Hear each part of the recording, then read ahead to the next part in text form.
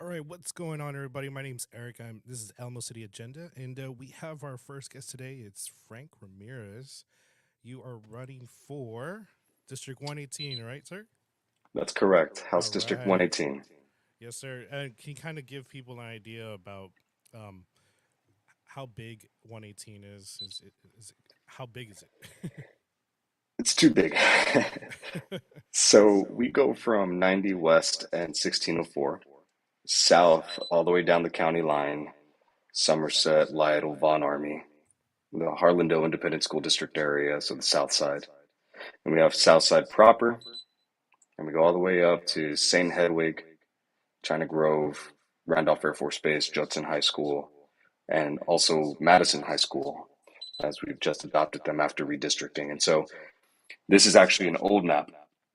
What we have now is you see 90 or 124 and 117 collide. We now have that area out towards 1604, towards the county line. So we've expanded even more than what we have in this picture here. Yeah, that's crazy. And sorry, I thought I got that off the website. The Secretary of State. I guess they haven't updated it, but Yeah, they yeah, it's definitely are slow to the punch there. yeah, it's so big. Like, you think about representation, right? Representation is not very equal, especially in 118. There's so many different people. It's so big that you start wondering, should we need more than just one representative in that area? And what are some things that you've been hearing from the ground? Right, so it's difficult because before redistricting, before the maps were redrawn, what we had was a semi-equitable makeup of our demographic, right? So we went from around 67% Latino population in this district to around 50% or 47%, depending on who you ask. So not only are we underrepresented now in this district, but we're in a situation where our geographic area is much more spread out, where it takes an hour to get from one end of the district to the other. And so, what does that mean in terms of representation? The problems in the South Side, proper inside of Loop 410, are different than the problems that we see in the country areas of Bexar County. And those are vastly different than the problems we see up in Schertz, Cibolo, and Selma. And so, how are we supposed to be able to represent fairly three different needs in one office? And so that's a challenge that we're trying to overcome. And how we're doing that is by talking to as many people as possible, hearing what their issues are on the ground, and taking them, synthesizing them, and applying solution based problem solving to these things. And we're helping people out every day, whether it be liens on properties for their property taxes. If it's about connecting them to resources like utility assistance or rental assistance, even just hearing them out about squatters that are living in a home, right? So it's a different area of problem solving because it's not just call this person, the problem gets taken care of. It's you call our office, you call my team and we're able to connect you with the people that can be most helpful. We might not know who they are automatically, but we're going to find out. And 10 times out of 10, we do. And so, even though it is a vast geographic area, even though the problems are so different, my team and I are dedicated and committed to making sure that we equally represent every single constituent that calls our office or reaches out to us to help them. That's our job. That's the job that I'm interviewing for. That's the job that I'm running for. And we're proving right now that we're ready for it. Yeah, and so let me ask you a question that it's it's a question of the District 118 is primarily a Democrat controlled area. What do you think is lacking, um, that has not been, I guess, done in 118, because it's still the same. There's still problems. There's still a lot of issues, and it just seems to be getting worse. Is it just because you know? I don't know. What do you think is wrong? Why is there stagnation in the district? Well, I personally believe that the issues that we're seeing today are decades long issues that are just now starting to be paid attention to and solved. I've lived in this district my whole life. All right, I went to Kingsborough Middle School where every single day I would walk home from school and there were no sidewalks. And then you cross Pleasanton Road, which is an arterial to a highway, and the speed limit there is 45 miles per hour. There was no stop sign, there was no signalized crosswalk. It's a game of Frogger every day. And if I made it that day, that's great. and, and if I got hit by a car, you just, that's the circumstances of living in the South Side, I guess, right? Yeah, don't have And no so that insurance. Yeah, it's crazy. and so that's the type of perception that we've seen historically in this district. Well, it's an underdeveloped side of town. There's not a lot of commerce going on down there. Why should we be spending our resources and investing in this area that's not really much to be invested into? And so Do that's do been the you issue historically. do you think that because we've been seeing a lot of big businesses come to the South Side, right? But do you think that big businesses are being helpful to the South Side, or are they just not? I guess is a better way to say it. So back to that investment part, right? When you're a developer or you're an investor and you're looking at something to invest in, the South Side specifically, right? You never want to put the cart before the horse, right? So by seeing these big businesses come into the South Side of San Antonio, we've done a couple of things. We've shortened the drive to gaining access to these amenities by 20, 30 minutes, right? Because before the Olive Garden on Zarzamora was built, guess what? People were driving 20, 30 minutes to get to the nearest one on the north side, right? By having one on the south side, we proved that the market is there. The same goes for Best Buy, 54th Street, um, Texas Roadhouse. Um, you also have James Avery at Brook City Base now, all in the south side. All of these stores are some of the best performing stores in the state, and if not the state, the nation, right? And that tells you the economic power of the South Side. When people make money in the South Side, they want to spend it within their own ecosystem. And so big businesses are an indication that any business can be successful in the South Side because there is a market for it. And if we create availability for those markets, the South Side will show up. We've done it time and time again. And so I ask people that I talk to every single day, you know, why should we drive 45 minutes to get to Topgolf? Why should we drive 30 minutes to get to the Palladium, right? Why should we drive X amount of minutes or X amount of hours to gain access to amenities that are down the street from many residents here in San Antonio? So those big businesses are great, but at the same time, we still have to find that mix of small developments, small businesses in the South Side. Right, and that's something that I saw. It's there was a problem though with these companies that were getting big tax breaks, and I know you guys have nothing to do with it, but they were getting a lot of tax breaks where you have like one Embassy Suites on the South Side.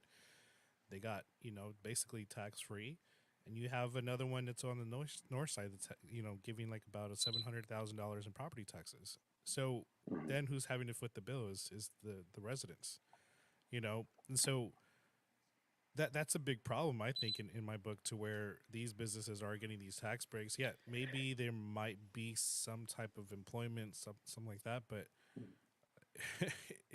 then those people that are in those homes are not going to be able to live there anymore. So, Right. um, what do you see in that And avenue?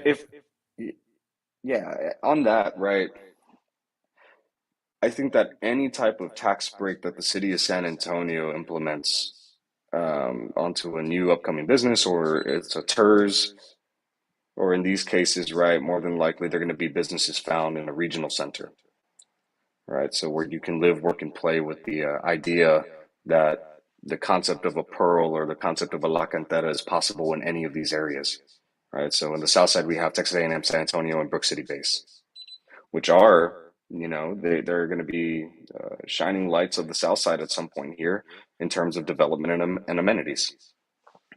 Now, what I think that people should definitely be talking about more is that the city of San Antonio has not raised their effective tax rate in almost 10 years, right? What's going up are your property appraisals, right? And that's dictated by what the county and the state work on, and that's what's really hurting people's pocketbooks. That with the fact that we're only paying around 30% as a state into our public education system, right? Everybody can go on their tax rolls and see exactly where the highest taxing entity lies, and that's your school taxes. Right here in the Harlandale Independent School District, the effective tax rate is $1.40 for every $100 of your valuation on your home.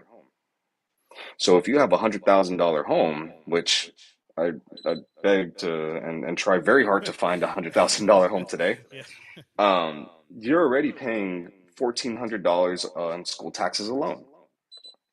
That makes up almost half of what a person pays in property taxes every year. So now let's talk about inflation. Let's talk about the rising cost of living and houses in this market. You create a perfect storm. So now homes that were valued at 75,000 10 years ago are now worth 230, $240,000. What does that mean on your property taxes, right? Your school taxes go up to 4,000 bucks a year just for school. And then you have to pay every other taxing district that you're a part of. And so my point is that it's not just a singular thing, Yeah. but if I would have to point it to one thing that is impacting people the most, it's school taxes. And we have a leadership in the state that has no interest in funding these schools at a rate that would be relief to the average taxpayer who owns a home, specifically in these areas, specifically in the Harlandale Independent School District, where people have lived in their homes for multiple generations and are now being taxed out, whether it be because it's a higher property value or because they're not able to pay their taxes on their schools. And it's a shame because guess what? We are last in public education in this nation. Why is that? Why are we not investing more into the future generations of leadership, of commerce and business leaders? And why are we complacent with that type of leadership? And so that's where my contention really lies. Yes, I think that we should put larger businesses under a microscope to determine whether or not the return of our investment is greater than the investment we made. But I think that the greatest investment we can make right now is to fund our schools 100%. Our kids benefit, our teachers benefit, our retirees benefit, but most of all, each of us who are paying into the property taxes for their individual schools, they're going to feel the most relief from that. And that puts more money in people's pockets and back into the economy. Right. And that's the issue that, you're right. There is no one singular solve, you know, for these problems. There's a lot of problems. There's a lot of issues. And where does it stem from? Yeah, you're right. It's the education system and our kids being properly understanding how things work, right? Um, that's the other thing is there's a lot of lack of passion for politics and how things work. And it's hard to be able to get somebody's attention, right? To say, hey, look, this is what's going on in your backyard. This is how you can fight it. I constantly do these videos for fighting your protesting your property taxes. Mhm. It's simple, I mean, it's simple, but it takes a little bit of work. But not a lot of people know how to do that or even know that that's even an option. And I think if we constantly drill that, um, and I think this last go around, I was able to bring down my evaluation $66,000. You know, the fact that I think they understand that, and I brought the point of look, a lot of the people don't know how this works and that it's even possible.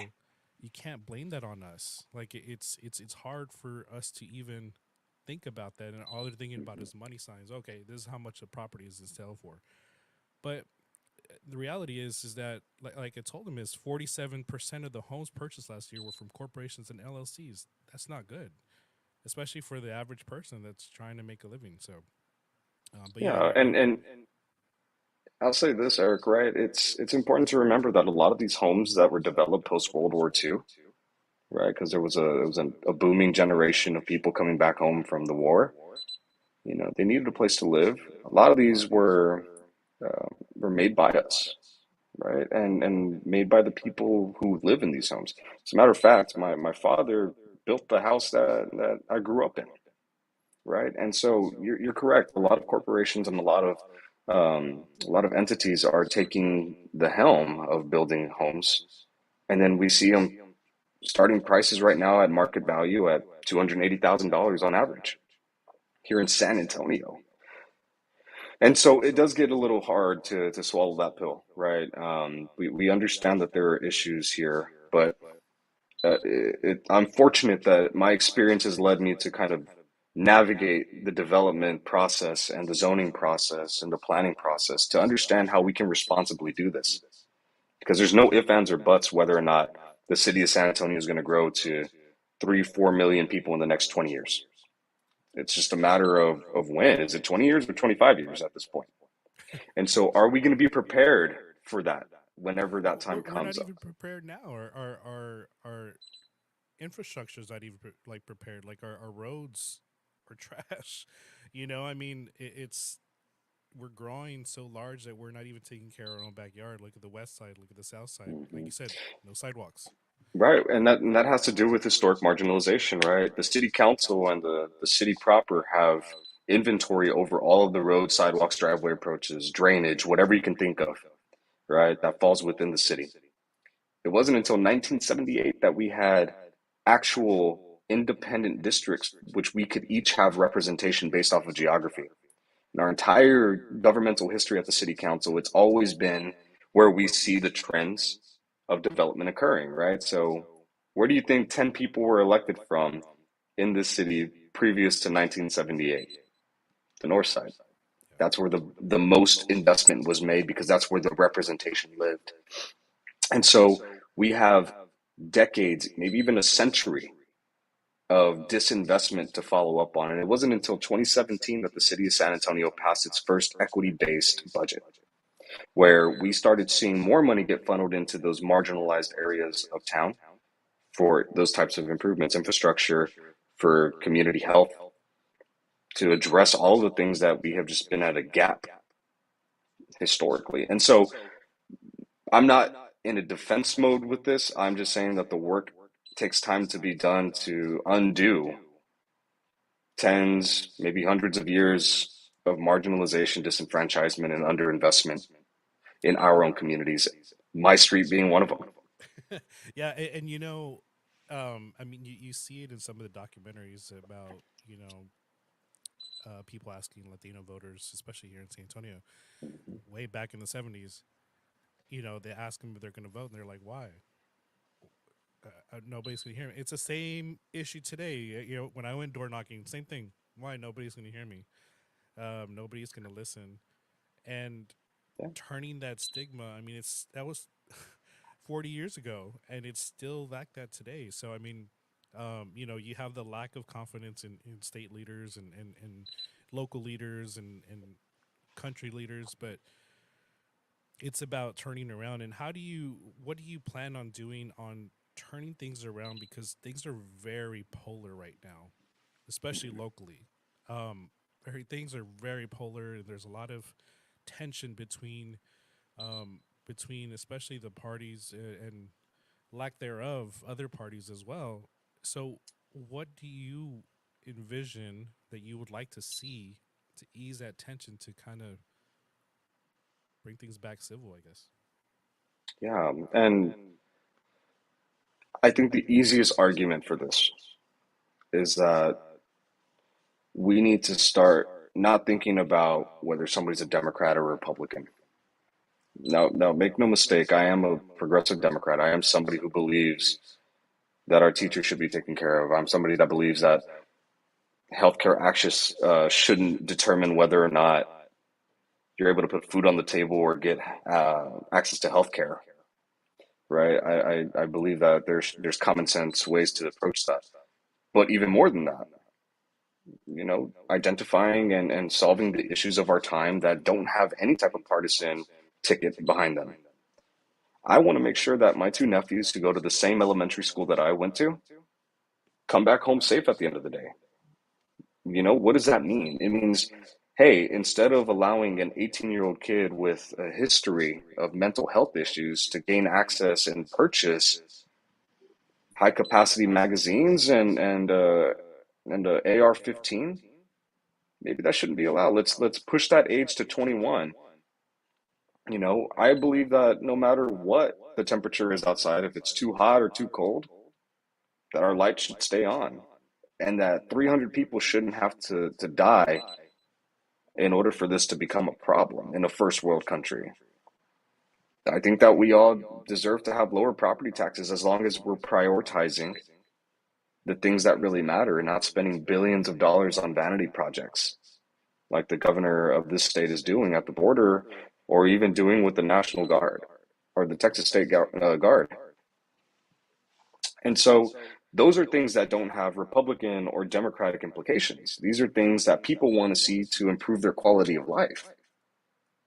And so, specifically in this area, in District 118, I want to pay attention to the parks that have already been built out to make their lives easier. In Shirt Civil Selma, the issues right now have to do with state infrastructure, congestion on I-35 north of 1604.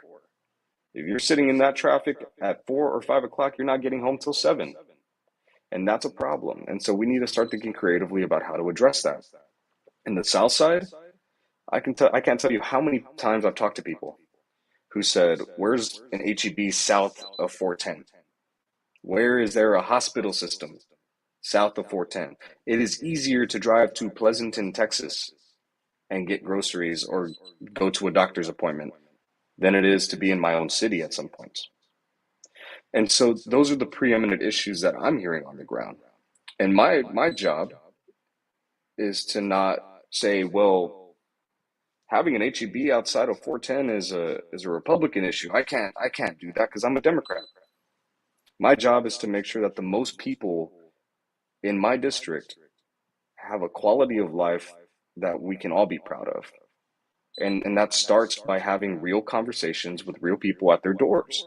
And that's my commitment. It's always been my commitment to talk to people who have been pushed out of the process and wrangle them back in. I can't tell you how many people I've talked to who said, "I've lived here for 40 years, and you're the first candidate to knock on my door." Or "You're the first candidate to knock on my door since Chip Haas back in 2003, or Frank Tejeda, or Frank Wing. Yeah. And so that is the issue. We have historic representation, not only in this seat, right, but also throughout local, state, federal government that are taking for granted the people who have always supported them. I'm from this community. I know exactly who has supported me always. And I want to make sure that we are spreading that compassionate leadership throughout the rest of my community. And what does that mean? It means sitting down, having conversations with people, grabbing a coffee with me, and tell me what's going on. Because I truly care about what's going on. My parents live here. My grandparents live here. My sister and my two nephews live here. The majority of my family lives in this district. I have a seeded investment here. And this is where my roots are. And this is where I'm hoping to see the greatest investment occur over time. And that means conscionable development, compassionate leadership, and making sure that all of the things that I stated, public safety, public education, public health, are all at the forefront of our conversations in this district. Gotcha, gotcha. So, um, how do you, how are you going to be able to talk with um, those opposing people that are in the legislature, right? So Sure. those elected officials that are, you know, very, without getting into a heated debate, you know what I mean? Like, Yeah. and I know it's a heated debate because the issue is so important, but we're not going to get anywhere by getting upset and just yelling at each other, right? So, what's your plan to be able to talk to these people that are opposite from you? So my experience has allowed me to look at things a little differently. I worked at the Capitol. As a matter of fact, I was the chief of staff for the same office that I'm now running in, The office I'm currently sitting in is the office I had 5.5 years ago. And so I still have a lot of connections from both sides of the aisle from my time at the Capitol. And I intend to use those relationships and partnerships to push good legislation through and prevent bad legislation from happening. It doesn't have to be an argument, in my opinion. Now, there are some things I can't ever abandon in terms of my principles, but again, I think that the issues of our time require partnership and they require us to work together, not push each other further apart. And so, understanding the processes of how to pass a bill from committee all the way to the governor's desk, understanding who the key players are in each of those processes, and then finding coalitions with people that I've worked with on bills before, Republican or Democrat. That's exactly how we're going to do it again because that's exactly how it needs to get done. I would say, if any Democrat in the state is saying that they're going to be pushing hyper progressive policy through this upcoming legislative session, I'd say that they know they're wrong because we don't have a majority. There's no way that we can do that. There's no way it gets through the House one. There's no way it gets through the Senate, that's for sure. And then we have a governor right now who's not interested in hearing any of those things. So none of those things are going to be codified into law unless we have a coalition and a partnership that is bipartisan. And so that's how I plan to do this. We have to be in partnership with each other to pass the bills that can truly impact all of our lives in a positive way. And we'd be foolish to think otherwise. In a different spectrum of it, I've seen a lot of issues with the Democrat and Republican parties suing the third party candidate, like the Green Party and Libertarian parties, trying to sue them off the ballot. Um, what is your take on that? Because I feel like it's a problem because you're limiting the voters, choices. So, what's your take on it on those things? Yeah, I mean, it just came out last week, I believe, that, there was a GOP effort in the state of Texas to remove libertarian candidates off the ballot, right? Even if I don't necessarily agree with all of their points, if they got the petition signed, if they got the pledges to be on the ballot, that's their right. And if there's any concerns with that and it was challenged and it was still upheld by a court, even more so. I think that it's okay to have differing opinions than the two major political parties in this country, right? And as a matter of fact, there might be areas where each party crosses over and we each have a policy area that makes sense to one another, right? And so if we're talking about what a third party in this country or in this state means, it means that our democracy is working as intended and it needs to remain as such. Even if it's a Green Party candidate, right? It doesn't mean that we're diluting the efficacy of our democracy. It's like you said, we're just giving people more choices. Um, is it advantageous to any one candidate on the major political parties? Probably not. But again, if this is how our democracy is working as it's intended, why are we trying to remove them legally? Well, and that was the issue is that they were trying to remove them because those candidates did not pay the fee. Um, and the reason was is because that fee goes straight to the state and not back to the party. And the Libertarian and Green Party cannot participate in the primaries, which that fee pays for. So it's kind of like they're paying and they're not getting any benefit out of it because they're not even allowed to be in the primaries. You know what I mean? Hmm. So that was the issue with, I guess, that was the problem. Oh, actually, uh, Yep, I JR. just opened Oh, it up too. yeah. So JR, actually, the chair of the Libertarian Party statement. Yeah. So there was the statement there for the Supreme Court. So I mean, I think there was a big misunderstanding that, oh well, they're just not paying the ballot fee, but it's more than that. Like they're not even able to access the primaries. So they're just kicking him out straight out the get go, and the Democrats to the Green Party off the ballot, and the Republicans to the Libertarian Party. It was just a whole mess, and so it's just one of those things of like, why are you trying so hard? But I think at the end of the day is like you were saying, it's we need to have more choices, be able to have, because if that's the case, then you're not willing to have those open choices or have those communications with other people. So Yeah. either way, uh, so another question is, what is your favorite taco spot in 118? Ooh. Don't Now, you don't need to be biased. It's okay. Whoever's this, if you're not, just say if you're not being biased. It's okay. You can have multiple, but like the one of those go to spots. now I'm a first-time candidate, and a lot of people warned me about this. Gotcha questions. All right. My blood runs deep south side, and I got 5 or 6 different spots that I can recommend to you, but I'll give you my Okay. top three. Okay. That'll work. So, Blue Moon Cafe on South Flores. Okay. Amazing chilaquiles tacos, and their red salsa is to die for. Literally, you will die Do if you eat it. Do you have any tacos named after you? Not yet, Not but yet. that's a Is that's a that a life goal? goal that I can definitely pursue. If this politics thing doesn't work out, I might I just know, have right? to.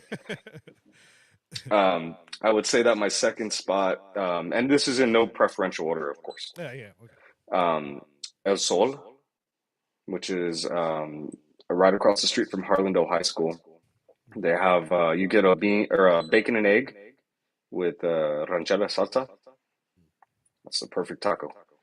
And then I would say that you also have Judy's Tacos, which is located right there off of Roosevelt, south of 410, and just everything is incredible. It's a staple for the Southside community that's going towards Mission Del Lago and Southside High School, that area. So those are my three favorite spots. But if anybody has any questions about where else to find amazing tacos, you can reach out to me at Frankfurt, Texas. That's my handle on Instagram, Twitter, and Facebook. frankfurttexas.com, as you can see right here. That's my website if y'all are interested in finding out more about my policy positions. We might have to include a top 10 taco map Should. on Yeah, our map. and there's And nothing wrong with that because it's supporting small businesses. That's what I say. It's supporting small businesses. It's one of those things that like it's good to be able to talk to these people, especially the small businesses here, especially on the south side, because when all the COVID stuff was happening, those a lot of the businesses on the south side did not have any help. They didn't have any of those PPP loans and things like that. I think only two businesses on the south side might have even had it according to the map. And so obviously there's a problem with that because of the fact that maybe they didn't have the paperwork, they didn't have all the stuff that was required. But yeah, you had all these businesses that were taking out millions of dollars of loans, and that was hurting these Southside businesses. So uh, it was definitely a sense of communication to these businesses. Hey, we're here to help. How can we help you? And yes, there are some that are too proud to ask for help. It's how we are sometimes. But the thing is that we need to be able to have let them know that we are here to help, or people are here to help, and not necessarily the government standpoint, but just in general, just as a community person.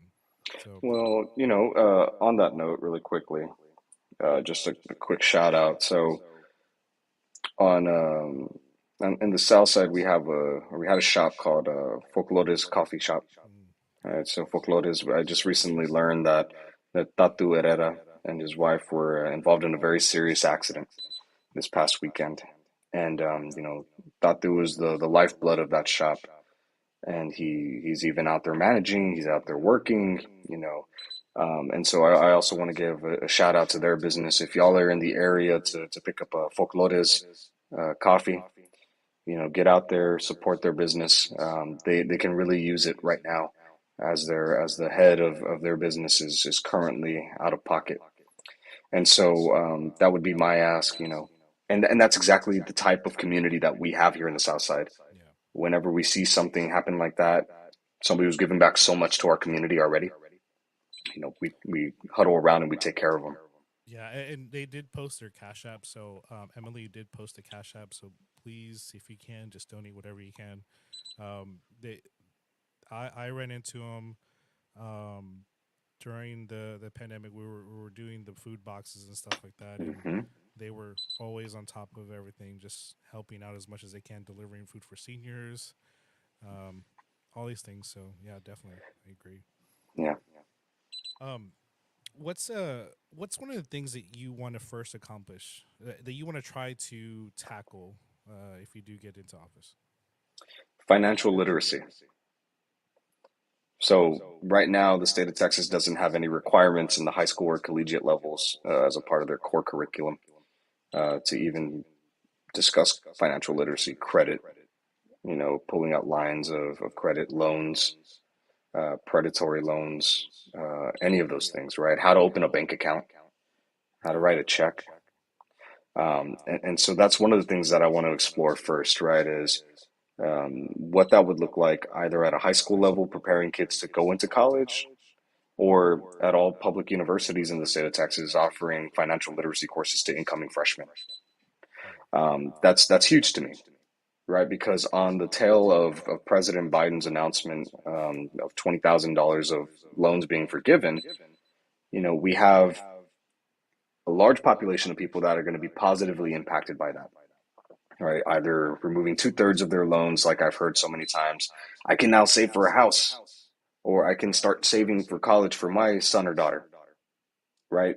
But the other side of that conversation are those who took out $30,000 worth of loans and now owe $70,000 after paying $60,000 off on their loans. So making sure that we are upfront with our students here in the state of Texas, one, but also two, protecting them, right? Because going to school shouldn't be a for-profit venture for those that are providing loans to those students. Education in its most base form should be available to everybody. And we need to be prepared for the eventuality that, college is going to start costing way too much. Some already say it does. Yeah. I agree, but to the point to where we're not going to have anybody wanting to pursue higher education. And that is, that's not necessarily the path we want to be on. We always have to have higher education as a path forward. In the South Side, I know people who didn't go to college that make six figure, and not every single person needs to go to college. Well, and But that's the thing that we had a lot of people like, especially a lot of families that would be like, "Look, you need to go to college, but for what? Mhm. We didn't know what to do." And that's why a lot of the people that did get a degree, they're not even doing the job that they even got a degree in. Right, and I'm lucky enough to be doing the job that I went to school for. I studied government, and so I always put it this way: whenever I started working in city council here in San Antonio, you know, I'm lucky enough to be one of 90 full-time employees that are working for the city council offices in the city of San Antonio. That means that out of 1.4, 1.5 million people in the city, only 90 people do the job that I have or that I had, right? And that means a lot because I was one of, 600 students that were studying government, right? And so does that mean that every single one of those students are going to be pursuing a job with city council in their respective cities? Probably not. But I think it boils down to a much larger issue. 50 years ago, college on average cost maybe, you know, $1,000, $1,200 maybe on the higher end, and maybe that's per year or per semester. Right now, we're looking at $1,900 per class, Yeah. and that's an issue, and we need to have serious conversations about how to remedy that issue. But that's a federal issue, not a state one. At the Right. state level, let's make our kids, our students, our future leaders, regardless of whether or not they go to college or not, more financially literate. So that way they can save up to buy a house. That way they can make smart financial moves as they start progressing into their adulthood and becoming productive, producing members of our society. Right. And I think a big problem too with is the government having too much invested into um, the medical field, right? We have a lot of people that are in the medical area that are getting like a tax breaks, or they're not being regulated by how much they charge, patients. It's a big issue, right? Transparency. And then you go to the other aspect of colleges. It costs a lot, and there's a lot of overhead. And there's a lot of, oh, we're going to pay for this, this, and this, but it's not being beneficial to the actual people that are going there. And there's so much of an issue with what the government is doing or not doing for the community. It's doing more for the those corporations or those fields, that there's Right. an issue, right? Yeah. Would I love to have Medicare for all? Sure. But if we're not regulating these medical industries, these pharmaceutical companies, they're just going to raise the prices. Then the government's going to have to pay them, and then we're going to have to. So it's just a constant issue. It's like, where is that? Where do we fix that? You know what I mean? And that's where the money plays a big issue. And I think the money needs to be taken out of politics, because if not, it's just getting bigger and worse, and it's just a never-ending cycle. Well, and I'd also challenge you to look at it the other way, right? Is it necessarily the government at this point, or is it the corporations, right? Because what we have right now too is an environment of corporate greed.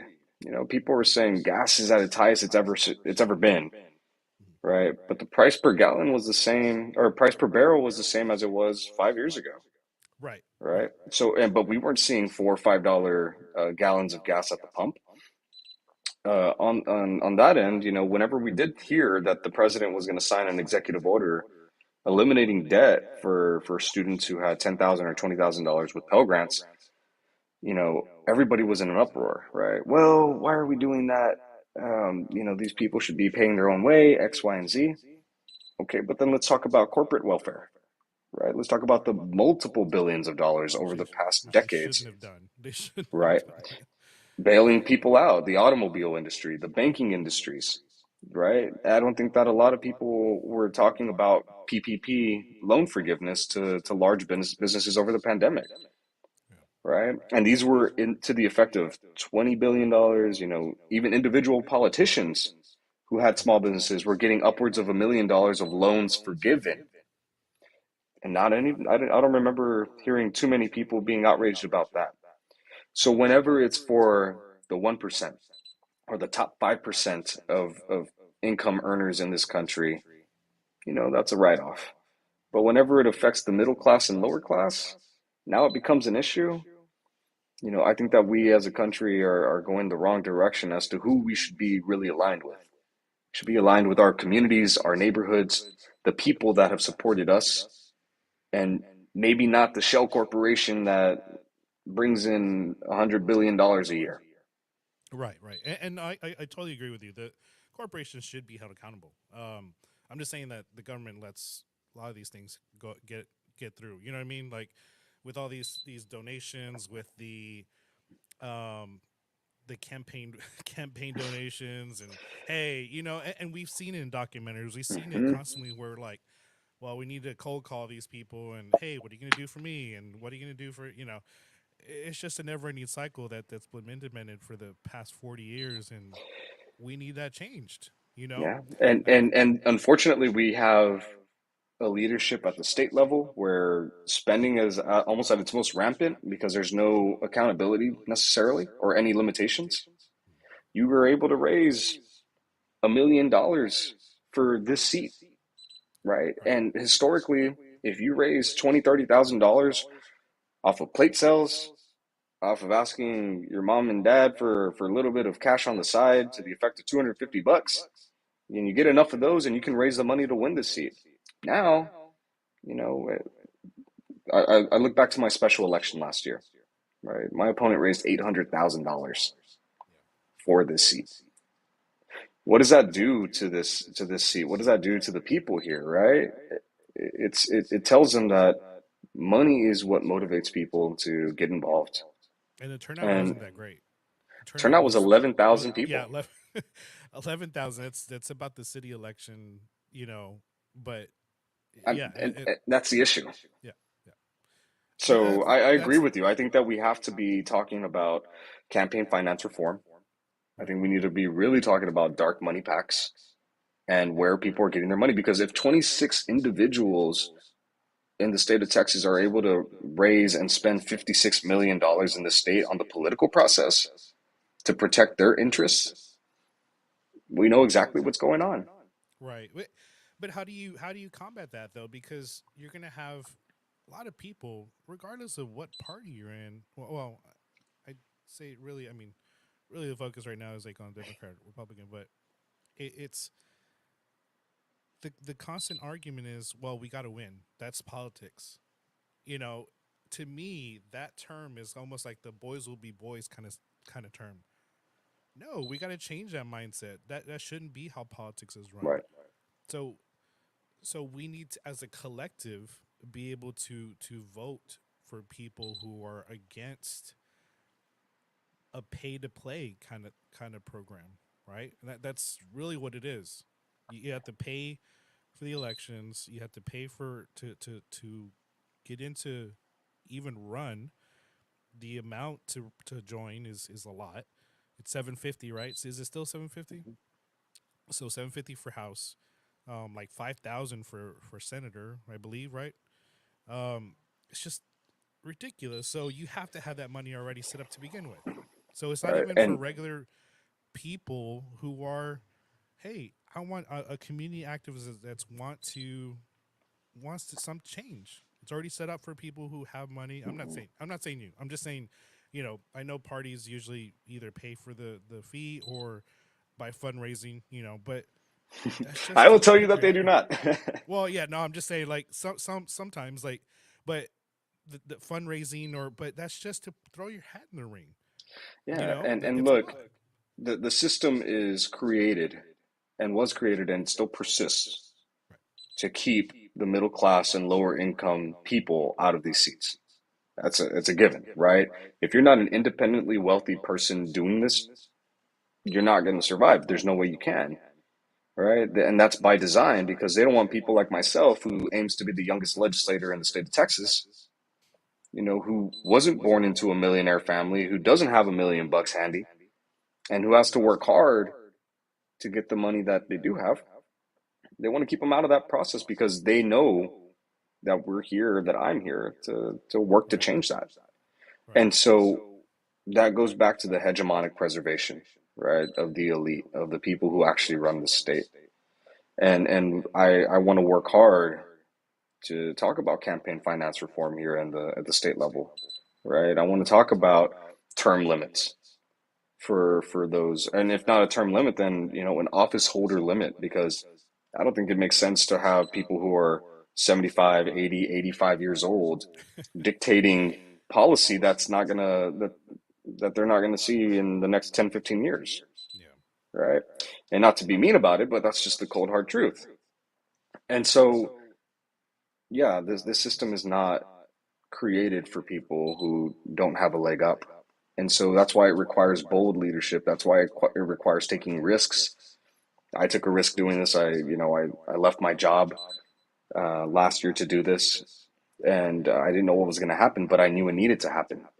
I knew that my community needed somebody who was able to properly represent them. And I'll tell you this, state legislators make $600 a month. Yeah. You're not going to get rich off of Yeah. that. Yeah. At least I'm not. And Well, so, and that leaves the door open to where people wonder why are why are you doing that? And not you specifically, but I'm just saying there is more of an opportunity right there that leaves open for people to be persuaded by big corporations to go and vote the way they want because they're not making any money off it. They still have to do a second job or whatever, and it's an issue. you I know, mean, but what's the alternative, right? right, right, Having the legislature increase their pay in order for that to be prevented, yeah, which is more digestible to people. yeah, yeah. So And so, that's the issue. It's a catch 22. yeah, Either you remain the same and see it as a position that should be, in essence, voluntary, but leaves out the majority of the people who are doing this for the right reasons, Right. or increase the pay and allow those people to get in. But then now the perception of the office is that we're using taxpayer money to fund legislators when before they were only getting 600 a month. So what changed that they need this now? Well, I Um, mean, you look at how it is right now with city council. I mean, it's city council. They or Bear County they approved a 5% raise, and people are like, why? You know, right, and they're already making six figures, and you know, that's I guess no matter which way you see it, people are still gonna have a problem correct. with it. So, Yeah. but there's And still an issue. therein lies the issue with politics. Right. um, well, do you have any other things that you want to bring up that you really want to strive for that really kind of puts you uh, ahead of the game in a sense that you feel that you are passionate about? Well, I used to do roofing for my family's small roofing business. We've been in the South Side for about 50 years with this business. Um, I'm not a stranger to the heat. I'm not a stranger of hard work, and that's my commitment to my people, my community. So you will more than likely see me at your door at some point here over the next 2 months because I'm out there walking. I'm bringing these conversations to the people's doorsteps. And again, we're creating energy by doing that because people who haven't been activated, who have been left behind by the process, well, we're going to drag you back in. And that's the passion that I have because my community deserves that. My community deserves to choose somebody to represent them up in Austin, not be victim to redistricting or gerrymandering. And so even though we are in a tough position, the hard work doesn't stop. It's only just begun, and I'm committed to doing it as I have been over the past year. So my passion lies in my experience to public service, making sure that people know that I not only have the legislative experience to do this job, but the policy experience. I'm a member of this community, always have been, and I always will be. And I have an investment here. My family, my nephews, my friends, the people I went to church with, I go to church with, all of these are reasons enough to want to do this and to want to win. I think we can get some great work done up in Austin. I think we're doing great work right now. And I want to make sure that we're pushing it all the way to November 8th, Election Day. So that way we can walk away with the win and continue representing the people of 118 in a meaningful way that they'll be able to translate to positive impacts in their lives. So, again, I think that we have to protect our kids, make sure our teachers are paid, make sure our women are protected here in the state, give them the choice to do with their bodies what they earned the right to do through Roe v. Wade, which has, in my opinion, been unjustly overturned. But more importantly, I think that we deserve to have a medical system that works for us. We need an electric grid that works for us and not against us. And we need to make the investments into all of these things to ensure that we are not only expanding our rights as Americans, as Texans, but we're not restricting them. We're I don't want to go back 70, 80 years. I want to keep moving forward.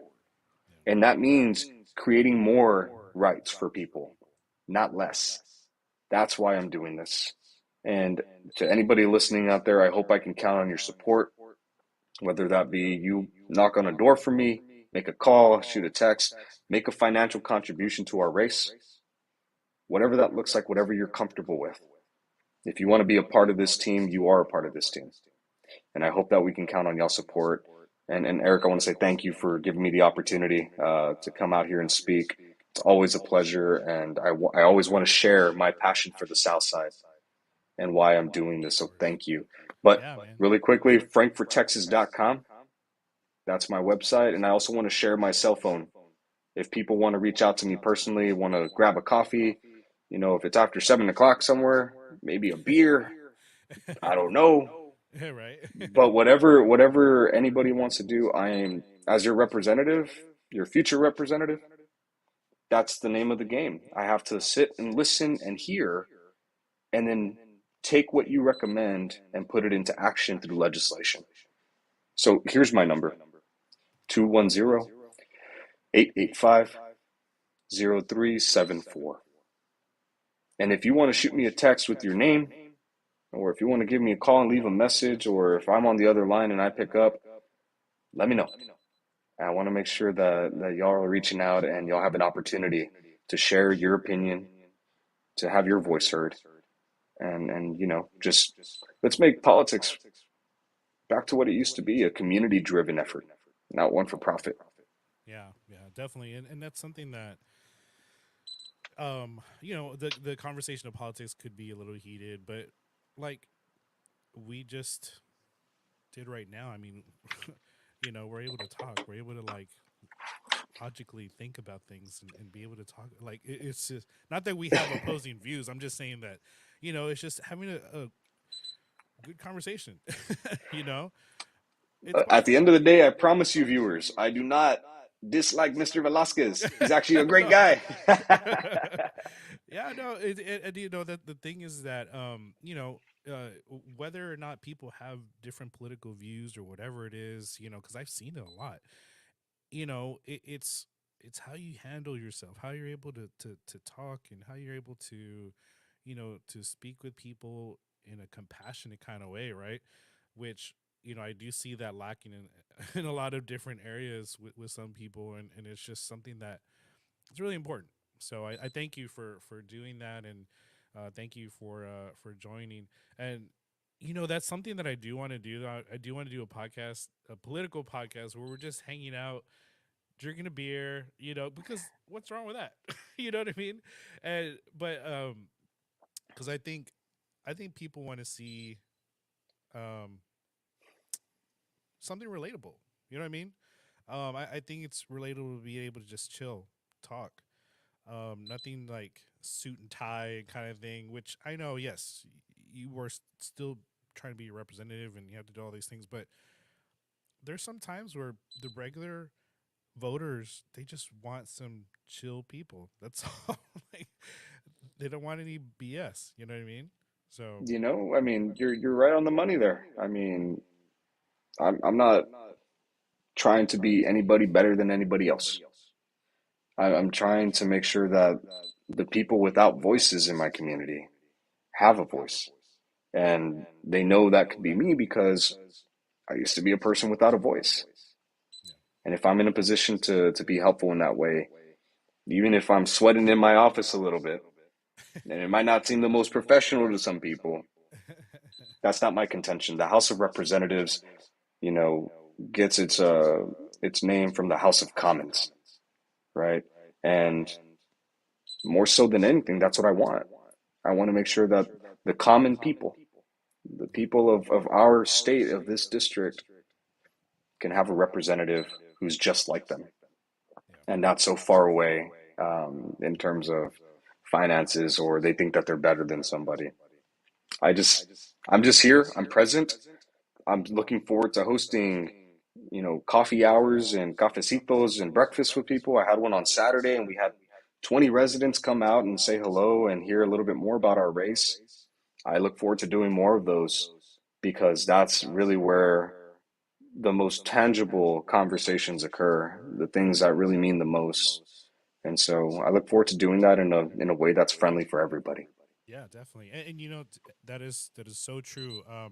When I was campaigning in 2020, like there was people that were coming out, and they were just glad that you were there.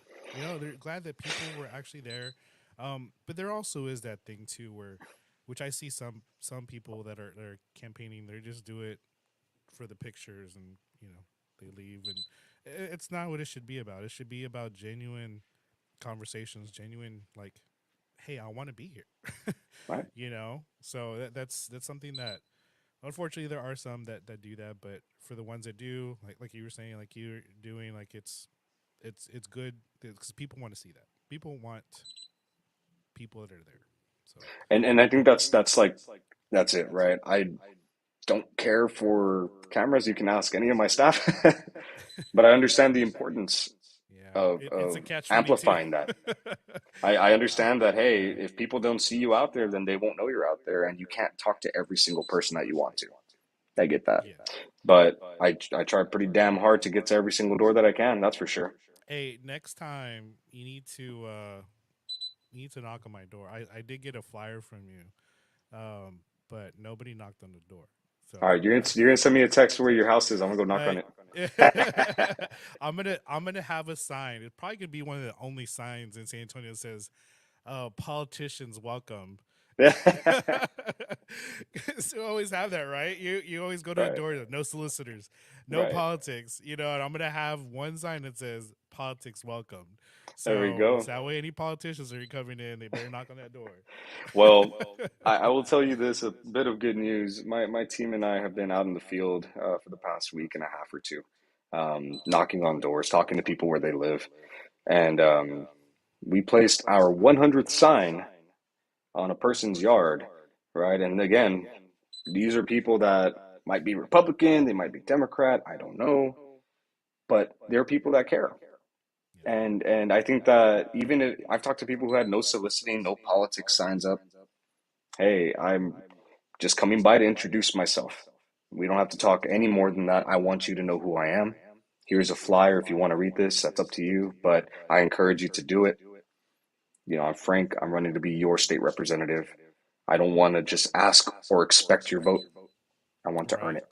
it. Well, the first question is, what party are you on? Democrat. I'm like, no, that don't even ask that question first. Get to know who I am. But Right, also, I would go to those houses that had the opponent's yard sign up because why not? right, It's okay. Yeah, you have it, but just let me talk to you. You obviously care about politics, so you know what I mean. So it's something that I think some people I've seen some people are like, oh, I'm not going there because they have the other candidates sign, but I take it as a challenge sometimes because right. you never know. You just never know, like you said. Never So, know. well, all right, Frank. Well, thank you. I appreciate it. And again, what was your Instagram? I know what it is, but for other people, Frank for Texas. Nice and easy. for TX, right? Is it TX or Texas? Texas, all the way up. Okay, Frank for Texas. You respond pretty quickly, so and then your website was right there, right behind you. Do you have a Facebook? You do, right? Okay. Frank for Texas, all the Frank same. for everything. Okay. So reach out if you want to ask him some more questions. Are you having any events going on soon? So we are more than likely going to be organizing another cafecito. I'll keep you in the loop about that. And if anybody has any interest in meeting independently of any event, just reach out. Okay, awesome. Well, thank you, Frank. I appreciate it. Just thank you for joining. Thank you, everybody, for watching and just being involved in politics in general. It's just something that you should be doing because this is affecting your background, your backyard. Um, and it's really good to be able to be involved with what's going on. As boring as it is sometimes, as boring as it is, we know that it's very important. And you could learn something, you could be able to change something in your community that you really want to have changed. Um, your voice does matter, regardless of whatever you think, it does matter. It's just how you put that voice in action. So, thank Right, you, Frank. I appreciate it. And I thank my first sponsor is Alamo Paletas. They are sponsoring the music part up here. I know we started off on a little bit weird foot because I'm having technology issues, but either way, they are our first sponsor for the music part. So thank you guys for that. But you guys have an awesome day. Thank you, Frank. Appreciate it.